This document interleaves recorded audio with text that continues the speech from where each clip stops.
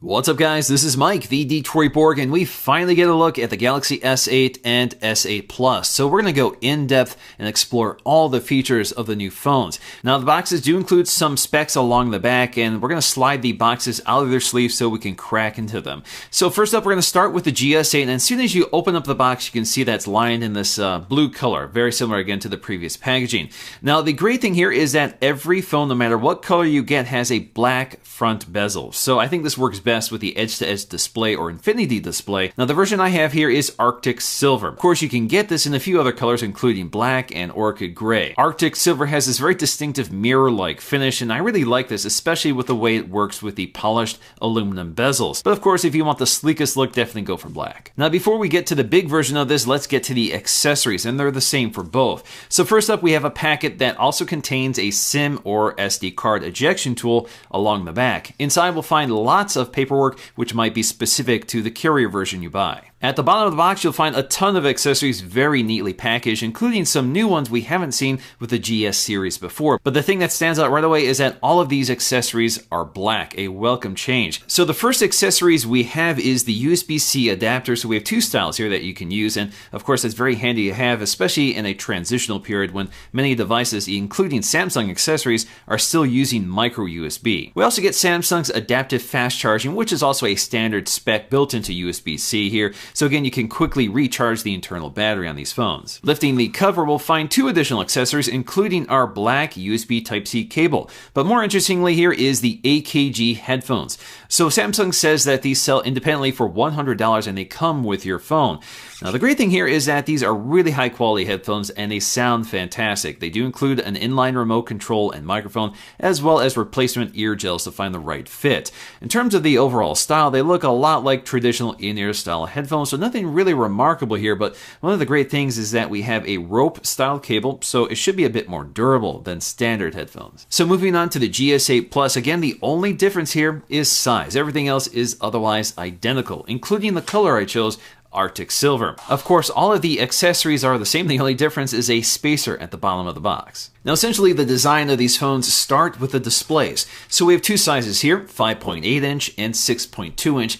Both of them have the same resolution, 1440 by 2960. And that's also called a Quad HD Plus display, and that's because it's extra tall. So we have the same narrow grip thanks to the curved edges, but it's extra tall to fill up the space that was normally occupied by just blank bezel space. Now both of these phones have the same resolution, so the smaller phone gets a higher pixel count, 570 versus 529, but either way, they're really sharp displays. And once again, these are Super AMOLED displays, so that comes with stunningly bright colors and deep blacks. And this is also an extra bright display, so this looks fantastic outdoors. Even in direct sunlight, the display is clearly visible. Of course, a very legitimate concern is what happens when you grip the phone and touch the display, especially with rounded corners on both models, so you really can't get away from it now. Well, Samsung has really tweaked the performance of edge rejection. So when you grip the phone, it knows better. It knows not to act upon that grip as opposed to an intentional touch of the display.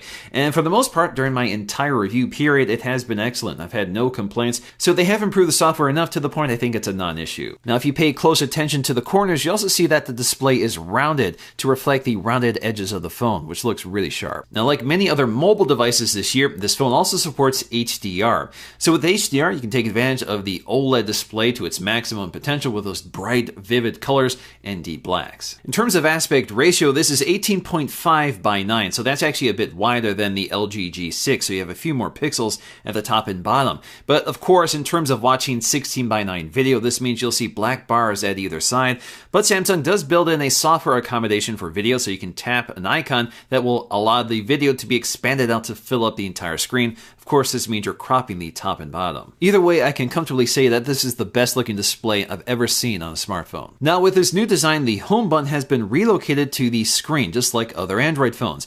But unlike other Android phones, we actually get a physical click when you force press on the button. This is actually very similar to Touch ID with the taptic feedback you get when you press the button, which sort of replicates a physical click. And it does feel pretty similar to a button click, although it's not quite as localized as Touch ID. The only problem with this approach is is that the fingerprint sensor is no longer on the front, it's on the back, right beside the camera, which is in a pretty inconvenient location, especially for the larger S8 Plus. Now, to get around the placement of the fingerprint sensor, we have two biometric sensors added to this phone. We have iris scanning, which we're familiar with from the Note 7, and face detection, which is a pretty old technology we've seen for a number of years, but Samsung seems to have perfected it. Now, face detection obviously is not as secure because you can use a picture to unlock your phone. Now, for me, face detection definitely didn't work as reliably, and there wasn't sufficient feedback to tell me what was going on when it was scanning my face, so I'd like to see them improve that. And after using this phone for about a week, I don't think there is any substitute for a properly located fingerprint scanner. It's just a lot faster and more reliable. Now, crammed at the top edge of this phone is a lot, including a much smaller earpiece, although it doesn't seem to affect audio quality. It sounds just as good or even better than the earpiece from the previous model, despite looking much smaller. But overall, you can see they probably shrunk the earpiece down to fit all of the sensors and cameras it needed at the top of the phone. So that includes an 8 megapixel front-facing camera with autofocusing. That's the first time I've seen that on a smartphone. We also have a secondary infrared camera for iris scanning and the infrared light on the other side. There's also an LED notification light, an ambient light sensor, and a proximity sensor. So again, a lot of stuff built into the top edge of this phone for such a thin bezel. The other big feature addition with this phone is Bixby, which actually gets its own dedicated button along the left side, right below the volume controls. So this is not to be confused with a power button, which is still along the right side. Now, for the most part, Bixby is underdeveloped right now, but it's their alternative to Google Now or Google Assistant. It's a smart voice assistant, but currently the voice feature is not activated. We're going to take a look at that when we go through the software. Along the top edge, we'll find our combination nano SIM tray and micro SD card slot. Now, this is a waterproof device, so if you pull that tray out, you'll see that there's a seal around it to keep water out of the port. Along the bottom edge, for the first time on the Galaxy S series phone, is a USB-C connector. And this really opens up a lot of possibilities, which now includes a DeX dock, which allows you to turn this phone into a desktop computer. And that's thanks to USB-C, and we're going to take a look at that when I get that in for review. We also have a headphone jack, so that has remained, and we get another mono speaker, which is waterproof. This does sound better than the speaker from the last model, but it still has this weird robotic sound, especially with voices, but it is louder and clearer, and I definitely don't have as many complaints about this speaker as I did before, but it would be nice if this combined with the earpiece for a stereo speaker system like some other phones have done recently. A dual speaker setup would also solve the other problem here, which is that it's just really easy to accidentally cover up the speaker when you're handling the phone. Samsung updated its with this tablet is that we're now down to a 9.7-inch model. The 8-inch is gone. We also have an S Pen included with the box and all the technology needed to make that work. Speaking of water resistance, this is an IP68 certified phone, which means it's waterproof up to 1.5 meters at 30 minutes, so that's pretty impressive. Now, because we have this all-glass phone, we do have wireless charging built in, which once again supports fast charging in addition to both Qi charging standards and PowerMat. Now, when it comes to the spec sheet, it does get a little complicated just because there's different CPUs sold in different regions,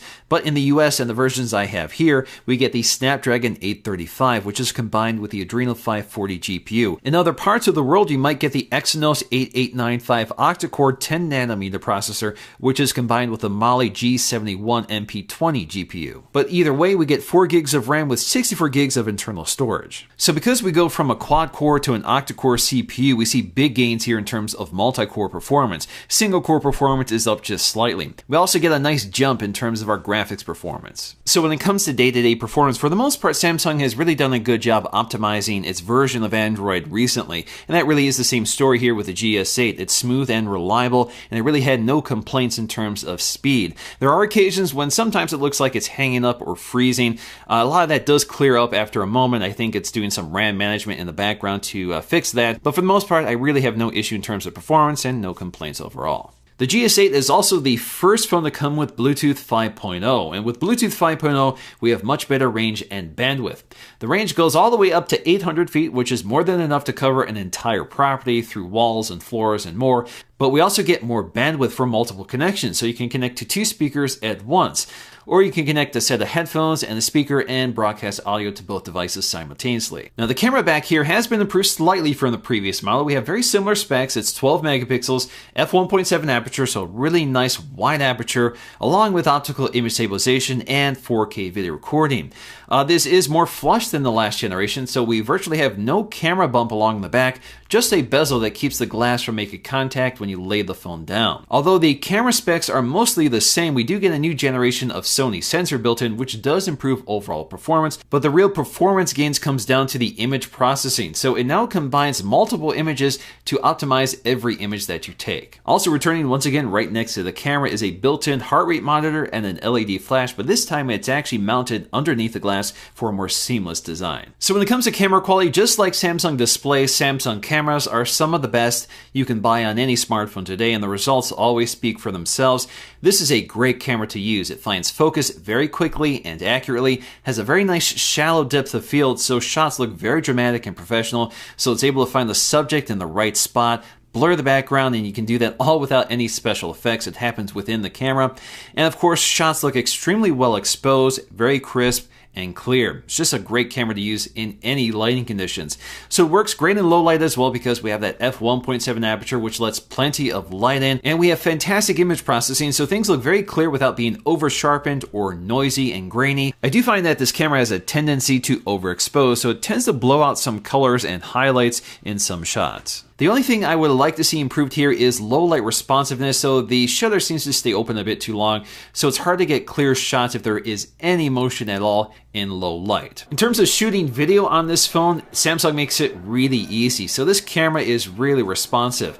One of the great things about Samsung phones is that we have really smooth, continuous autofocusing, so it finds focus very accurately and quickly without hunting around, and it's not noticeable while recording video. The other thing is that we have really good optical image stabilization, so handheld video looks fantastic. Now, if you want software stabilization as well, you'll have to drop down to a lower resolution because software stabilization is not available with Ultra HD. Now, for the most part, I really like the 4K footage that comes out of this camera, but there's a few issues that are worth pointing out. One of them is that exposure likes to jump around a bit, so you may want to lock that in place. The other issue is that the bit rate with 4K on this phone is pretty low, so you'll see a lot of MPEG compression noise. That's pretty typical for 4K on smartphones just because most smartphones can't really handle the full bit rate that 4K demands without some compromise. So if you want the best 4K performance out of this camera, you're going to have to download a third-party app to get you a higher bit rate. So when it comes to choosing between the Galaxy S8 and the S8 Plus, it really comes down to 3 factors.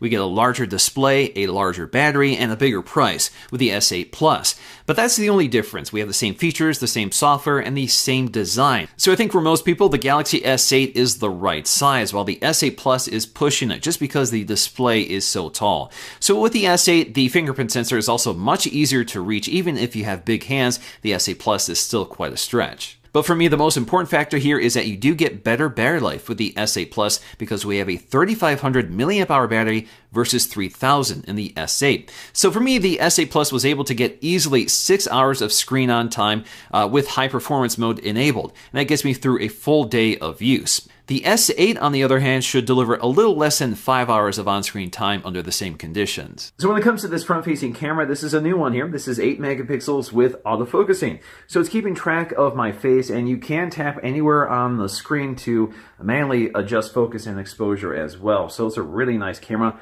Also great audio pickup, so you can hear me clearly. So when it comes to using this fingerprint sensor, unless you have big hands like I do, it's kind of a reach here. So even for me, it's still a reach because I have to reach across the camera to touch that. And you really have to land it accurately. So you really have to look at it, or you just have to sort of fumble around until you get it. And it does respond pretty quickly when you land it, although sometimes it can be hit or miss. So digging into the software experience, of course, there's a lot new going on with a Samsung phone in addition to a lot of features we're pretty familiar with. So we're going to go in depth to explore how how things have changed and what this phone offers.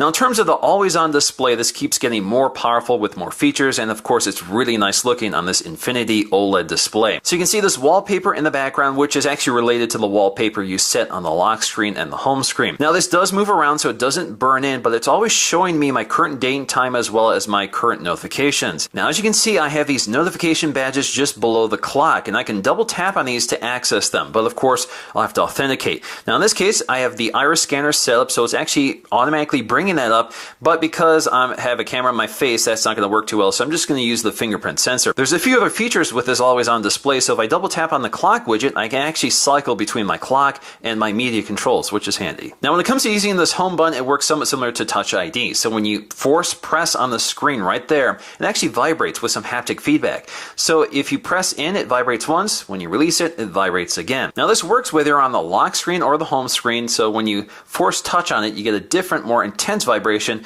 than just a light tap. So obviously, a big feature for this phone is Bixby because it gets its own button on the side. So that means this is a feature they really want to highlight, even though it's very immature right now. Now, it's not terribly unfamiliar. This is a feature that aggregates a lot of information in one spot and also offers information you weren't expecting, sort of like Google Now. So you'll see things like your schedule or your calendar events, upcoming reminders and weather information. You'll see news items and social media feeds and much more.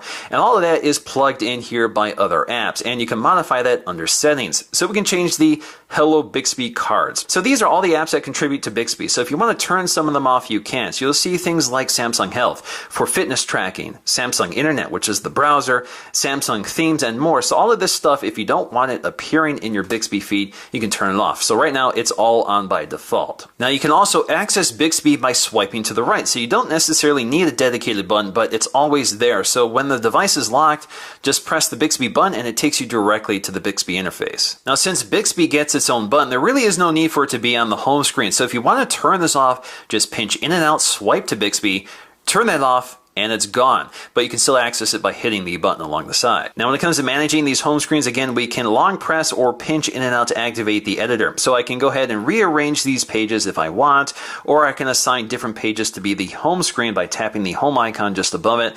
But we also have a few things here which are unique, which is the ability to reorganize the apps on the page, which is very handy. They've also spruced up the way we can manage the apps on the home screen. So if I tap and hold on an item here, you can see it starts to wiggle or jump up and down.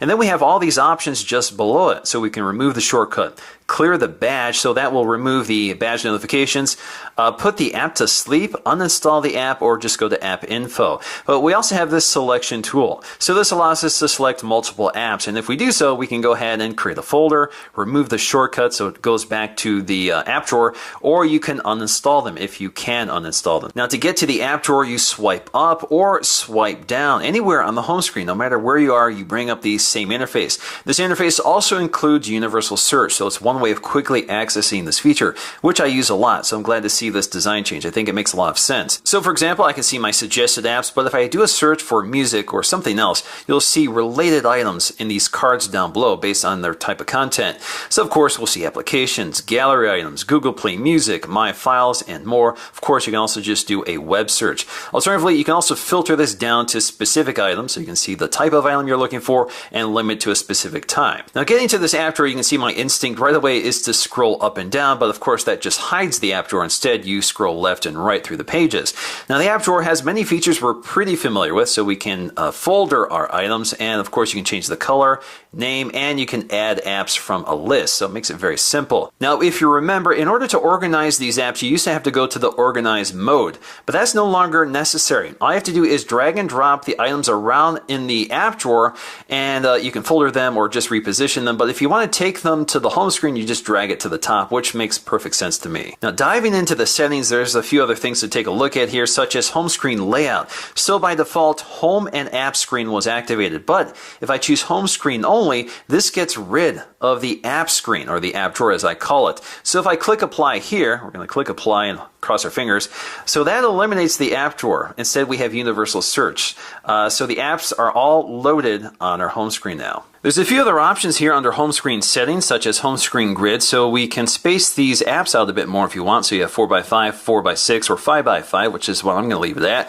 And then you can also change the app screen grid from 5x6 to 4x6 if you prefer. But more importantly, if you're a fan of the apps button, you can restore that. So click apply here, and if you go back to the home screen now, we have an apps button, which is nice. Now for those apps you can't uninstall or don't want to uninstall, you can simply hide them.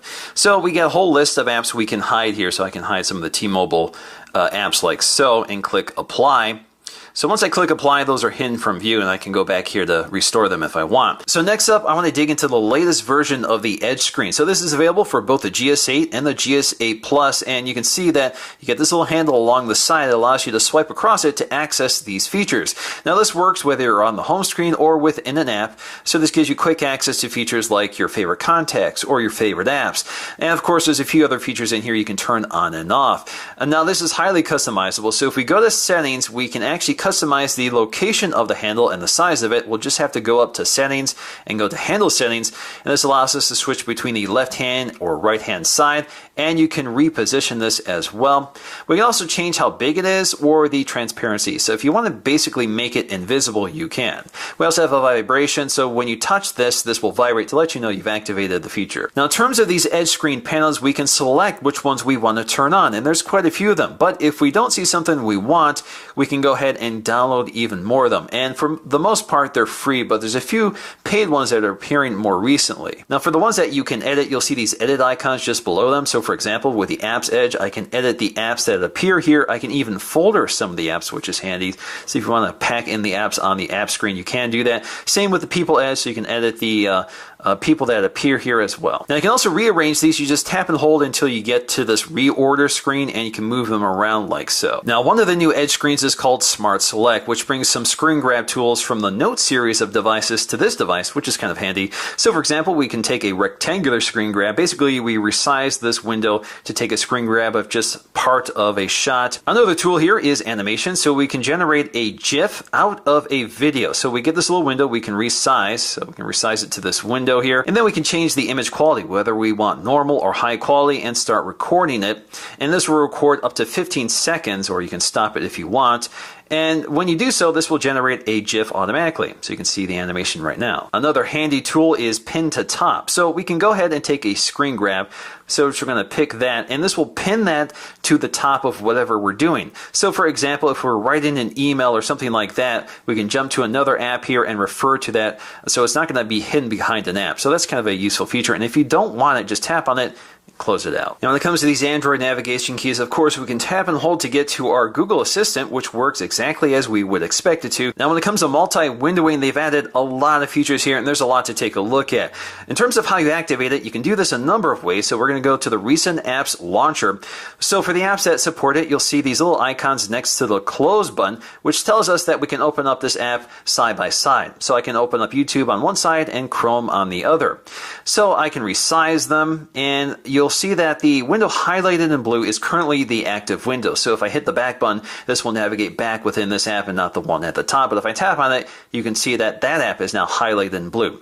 Now that's important when you tap on the divider, because this gives us tools for interacting with these windows. So I can switch between the top and the bottom like so. I can also close the app highlighted in blue, or I can window that app. So if I window that app, I get this little pop-out that allows me to move it around and resize it.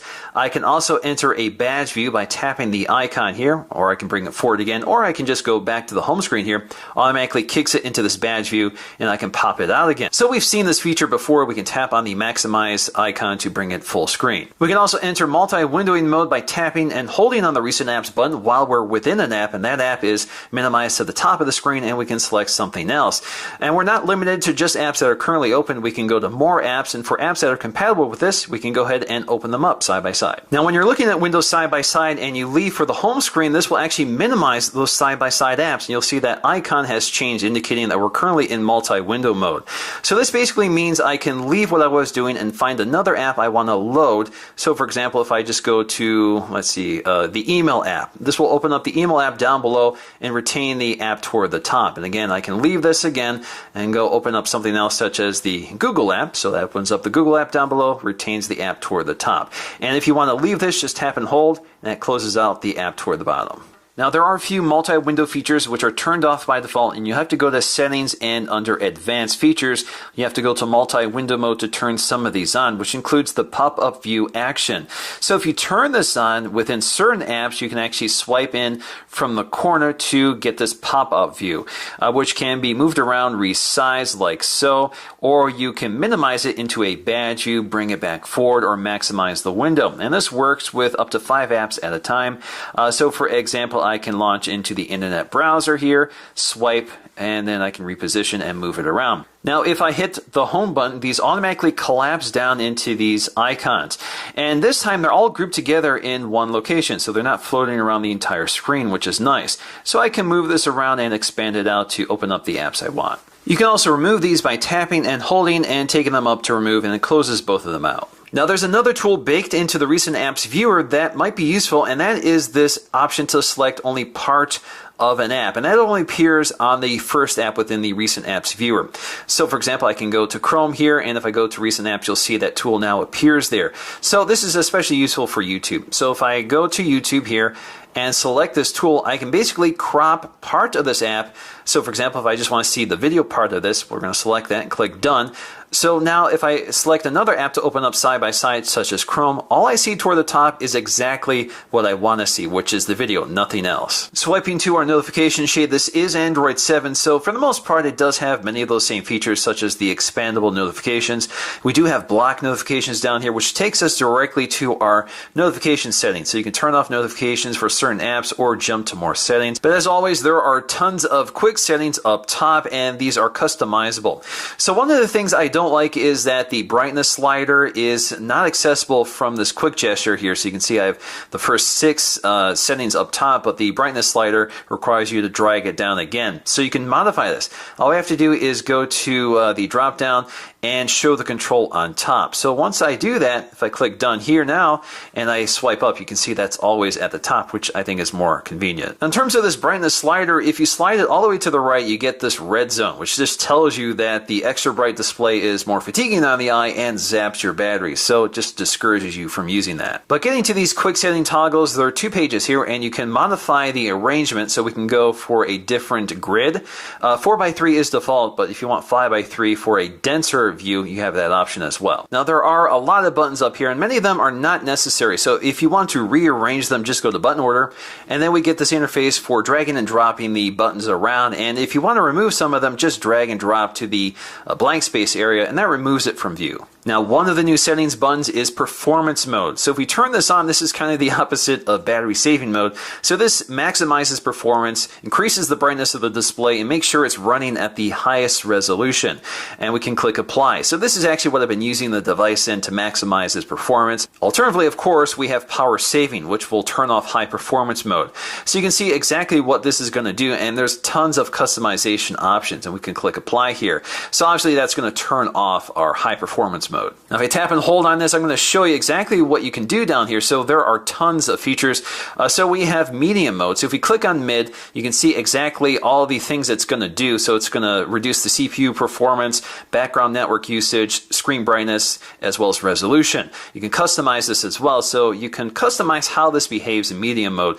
So if you don't want it to reduce the screen resolution, you can go ahead and turn that off. Or if you want to decrease the screen's brightness or improve the CPU performance, all of that is highly customizable here. Of course, we also have maximum mode. So we've seen this before. It used to be called ultra power saving mode, I believe. So if we click apply, this significantly reduces the performance of the device, reduces the brightness, the colors, the background processing, CPU performance, the apps that you can launch, and more.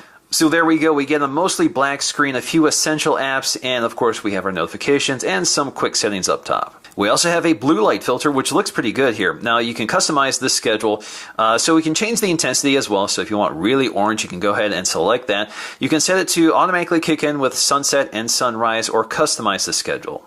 Edge lighting is another feature we can quickly toggle on and off or just tap and hold to take us directly to the settings panel. We've seen this feature before, but it's been enhanced with this latest version. Now this lights up the edge of the screen when you receive notifications, and this works when the screen is locked or not. So that's an enhancement we haven't seen before. But basically, this is mostly useful when the phone is laying face down. So when you're receiving a phone call or a message, the edge of the screen lights up and sort of reflects on your table. Quick reply is also still here, so this works when the phone is face down and you're receiving a message or a phone call. All you have to do is tap the heart rate monitor, and this will send off a quick canned message. Smart View allows us to connect to other devices on our network, which we can cast media to, such as audio or video. So it automatically sees those devices on the network. Right now it's just seeing my Google Cast devices on the network. But if I had a smart TV that supported Google Cast, you would see that here as well. And you can quickly broadcast the display and audio wirelessly to those devices. So next up, I want to dig into the settings interface. And as always, there's always tons of things to discover, especially with Samsung devices. So it's definitely worth digging through here. Bluetooth is obviously a big deal with this device, and we have some new software features for controlling this. But with Bluetooth 5.0, we can connect multiple sources at once. So right now I have two devices connected here, and I can go ahead and connect to both of them simultaneously. So that means I can play media on both of those speakers. Now for the most part, that just means that each one is streaming its own source, so they're not really working together. So there can be some delay and reverb. So it doesn't sound great next to each other, but if you take the speakers in separate rooms, it sounds just fine. Now when it comes to separate app sound, this allows us to assign a speaker to an app. So that means instead of connecting the entire device to a Bluetooth speaker in which all the audio is streamed to that Bluetooth speaker, this instead allows us to separate the audio from a specific app to broadcast only on that Bluetooth speaker. For example, if I select YouTube, you can select any app you want, we can assign that to Bluetooth only. So that means when I'm playing a YouTube video, the audio is going to a Bluetooth speaker, but the speaker on the device is free for everything else. And if you're connected to Bluetooth devices playing audio, you'll get this little control appear within the drop-down shade, which makes it pretty easy to switch audio sources. So you can see which device you're currently connected to, and you have some of your settings here, and you also have your audio output, so you can select a different source. That different source also includes dual audio, and you can enable that right from the settings panel. Now you can highly customize the interface here as well by going to the display settings panel. So in addition to all of our brightness settings, we do have our screen mode, which includes some of our color profiles. Right now I'm using adaptive display, and when you're in that mode, you can also adjust the color balance if you want, or just restore it to default. We have AMOLED Cinema and AMOLED Photo, or Basic if you prefer as well. Now under full screen apps, this allows us to turn off the scaling of certain apps. So because we have an extra tall display, for the most part, most apps will automatically fit to the screen. Others give you the option to turn it on and off. So for example, I've turned off scaling for Chrome. Now if I go to the Chrome app now, you'll see that it doesn't fill up the entire screen. So you'll see those black bars at the top and bottom. So if I want to restore that, I'm just going to jump back to settings here, and I can go ahead and enable it. So now if I go back to the app, you'll see that it is scaled to the entire screen.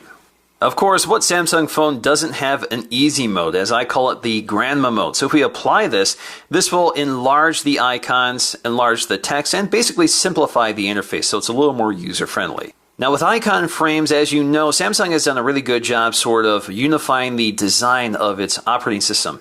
But that means applying frames to every app that you install, third-party apps. But of course, Samsung apps are properly scaled to this design. So if you want to turn that off, you can. So we're going to go with icons only, click done. So now if you go to the home screen here, you can see those apps have restored their basic icon design. Status bar also gets a new tweak here. So because we get a lot of notifications, as you can see up top, you can limit this to the most recent 3 notifications. And as you can see, you get a lot more space, and it just looks more cleaned up. Now for the first time, a Samsung phone has a navigation bar, and we get some navigation bar settings, and they went all out here. So you can actually change the color of the navigation bar background. So if you want gold to go with your gold phone, or pink, or what have you, you can go ahead and select it. I prefer white personally. We can also select a custom color. So if you just want to select something more vibrant, you can go ahead and do that. More importantly, you can actually change the button layout. Now we have 2 presets we can select from. It just switches the recent apps and back button. You can also increase the pressure sensitivity of the home button. I actually think it requires too much pressure, so I'm going to go ahead and select more sensitive. Now for people who really like to customize their phones under wallpapers and themes, we'll find a one-stop location for all of that. So you can install your own icon packs, download entire themes, and more. Now as you might have noticed already, the wallpapers respond with movement and motion on the display. And this effect here called the infinity effect is actually applied to the always-on display as well.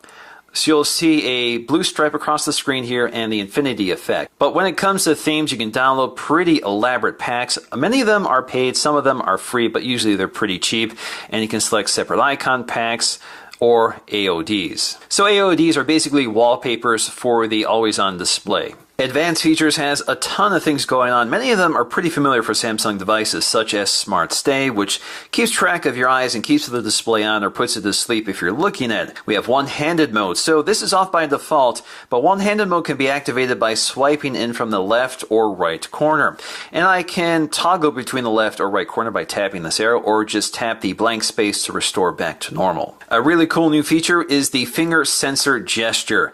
So this is on by default, but if you tap on this explains exactly what happens here. But basically, all I have to do is swipe across on the sensor to bring down the notification shade. We've seen this on other devices before. We can also quickly launch the camera by double pressing the power key, and that works whether the device is locked or not. Taking a look at some of these other tools, we have Smart Capture. So this explains exactly how this works, but this works best with a website. So if I do a screen grab here, I have another feature that allows me to do a scroll capture. So this allows me to continue scroll capturing an entire website until I'm satisfied here. And so you'll see that build along the right side. That's a very useful feature and I use it quite a bit. We can also palm swipe to capture, but I find that causes more problems than it's worth, so I usually like to use the buttons. We also have direct call. So direct call is a feature we've seen for a number of years. So if you're looking at a message or a contact, soon as you lift up the phone, it dials them automatically. Smart Alert basically vibrates when you lift up the phone, so it lets you know that there's a new notification to take a look at. We also have Easy Mute. So if your phone is ringing, just palm the device or place it face down to mute the call. We also have swipe to call or send a message. So again, if you're looking at a contact, just swipe left or right to either send them a message or call them right away. We can also send an SOS message. We've seen this for a while, so if we turn this on, we'll actually have to agree to all these terms and conditions. And we'll have to add an emergency contact that acts as our SOS contact. So if I quickly press the power key 3 times, this will send pictures from both of the cameras and send a 5-second audio recording along with my GPS location. So if you don't know that's there, you won't be able to use that unless you set it up, so that's good to know. We also have Video Enhancer. We've seen this for a few years, but basically this enhances the video quality of certain apps like YouTube or basically any of the video apps to improve the video output. Device maintenance is sort of a one-stop location for managing the system resources for this device and checking out its critical functions. Of course, this is where we'll find our battery info, so you'll see your battery usage and you can activate one of the power saving modes. We also have our CPU performance. So right now I'm in performance mode, but I have several other modes I can select from. And normally, by default, it's in the optimized mode, which is what I would normally be using. But during the course of this review, I've decided to use high performance to get the best out of this phone. Of course, we also have game and entertainment performance. You can see exactly what those modes will do to the device. In terms of storage, you can see how much storage I'm currently using, and I can clean up storage automatically. We also have our memory usage, so you can see how much memory I'm currently using, and you can clean this up right now by closing down some of those background apps. Now digging into the camera app, it launches really quickly. That's something Samsung is really good at. Now the camera app does integrate Bixby, so you'll see a button dedicated to that. So this basically scans whatever you're looking at and does a search. Now this can do a location search, an item search, or whatever, and you'll see it automatically generate items down below. So it sees images and shopping items that might be related here. So if I tap on images, so it did a search and it looks like it wasn't specific enough. So what I'm going to do is go back here and I'm going to resize this box for that specific item and see what it comes up with now. And there we go. So it found it. So next up, if I do shopping, let's see if it finds that item, and indeed it did find related items, but not the exact item. Now in terms of the camera interface, they have made some significant changes here, so I can now use the shutter release as a zoom button, which is actually really useful. I actually really like that feature. Of course, you can also tap anywhere on the shot to adjust exposure and focus, or do so manually with this controller on the screen. Snap a photograph, and if you tap and hold on the shutter release, takes a burst shot, which is pretty fast. In terms of recording video here, records video and I can pinch in and out to zoom tap anywhere for exposure and focus, and of course it does have full AF. Of course, you can also snap photographs while recording, pause it, or resume it. We also have a few other buttons that appear on the screen, which allows us to soften skin tones for a more flattering look. Of course, that works best with people in a shot. And then you can actually apply effects, and there's a few of them we can pick from here. So we can apply these facial effects. I'm going to do this with the front-facing camera, but if you had people in your shot, this would automatically track their face and apply these effects here, and there's quite a few of them. We also have these indicators, which tells us that if we swipe to the left, we'll see all of our filters, which also includes all of the effects we can apply. And then we can also swipe to the right to get to our modes, and we have a few of them preloaded. The biggest one here is Pro Mode. So with Pro Mode, we can manually adjust many of our values, such as our focus, white balance, exposure, and ISO. Now you can rearrange these, so if you want to move them around like so, and then you can also go to Edit to remove the ones you don't want, or you can actually add new ones from the App Store. So it includes things like animated GIF, beauty face, and many of the features we've seen preloaded on previous phones. You can also add a shortcut to a specific mode on the home screen. So if you want the Pro mode on the home screen, we're going to go ahead and select that, click Done. We should see that right there. It launches directly into the Pro camera mode. In terms of our settings, we have a few things to take a look at, such as our picture size. So you can see I've cropped it to 9.1 megapixels to get a full 16:9 aspect ratio. You can see our video size, which does include QHD, the native resolution sort of this display, along with Ultra HD, which is what I've been shooting in. We do have tracking, autofocusing, which you can enable, shape correction, so this will fix distortion in pictures automatically. In terms of the front camera, we do get QHD, which we've seen for a while, so again, that's a nice feature to have for the front-facing camera. Also hidden under here is motion photo, which is a little like live photo, so it takes a brief video clip alongside a photograph. We also have voice control, which means we can use a few voice commands to operate the camera, which is very handy. We've seen this for a while with Samsung. Something I haven't seen before is the floating camera button, so let's go check that out. So there we go, we have our floating camera button, which means we can reposition it to anywhere on the screen to take a photograph. We can also talk to it. Cheese, record video.